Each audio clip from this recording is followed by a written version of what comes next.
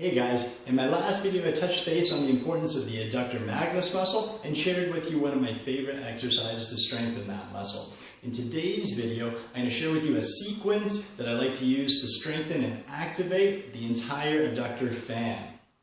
If you missed the last video, the link will be in the description below, along with the links for the blogs that explain why I feel the adductors are so important.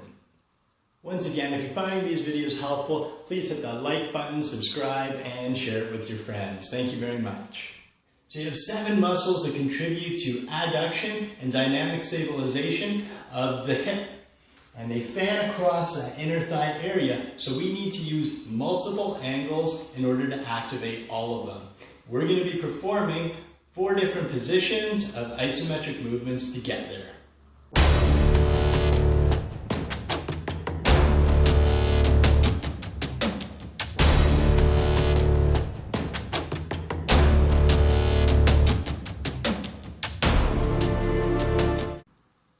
For this sequence, you're going to need a stability ball or some sort of spacer to use in between your knees and legs.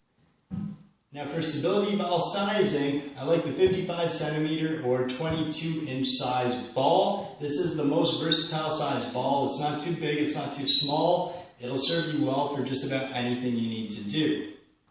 If you have a Pilates ring of death, that is also an exceptional piece of equipment to use for this exercise. You can also use a yoga block in a pinch or a foam roller. For our first position, we're going to lie on our backs and we're going to place our ball or spacer in between the knees. Knees are going to be bent roughly about 90 degrees, so they point up towards the ceiling. I've got my feet pointed forward, roughly hip to shoulder width apart. I want to make sure that I keep that spine nice and neutral so the sacrum is making contact with the ground, and I'm going to have full foot contact. And the first thing that we're going to do is press our feet gently through the ground a little bit. We're not raising our hips yet, and we're going to squeeze those knees together. When you do the squeeze, I want you to gradually increase that tension to your maximal point, and then we're going to hold that for roughly 5 to 10 seconds. In the interest of time in this video, I'm just going to go through each of the movements once, but you'd like to repeat each of them at least 3 to 5 times within the sequence. So after your 10 seconds, you're slowly going to release. The next thing that we're going to do is press through the ground. I'm going to scoop those hips off the ground and make sure that the glutes and hamstrings are well activated.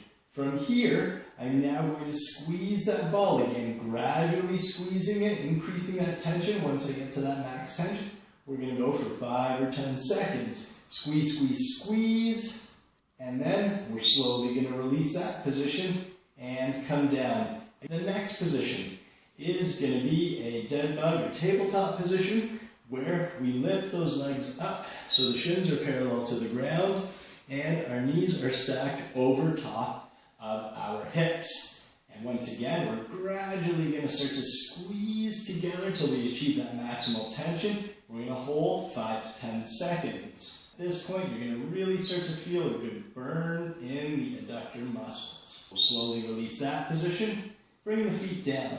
For the last position, we are going to straighten out the legs.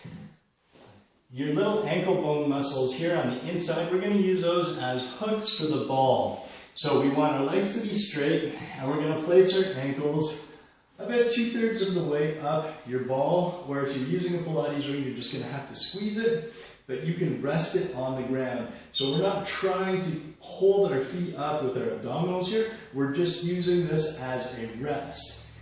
We are going to point our feet and turn them in, so we're hugging the ball, keeping our legs straight.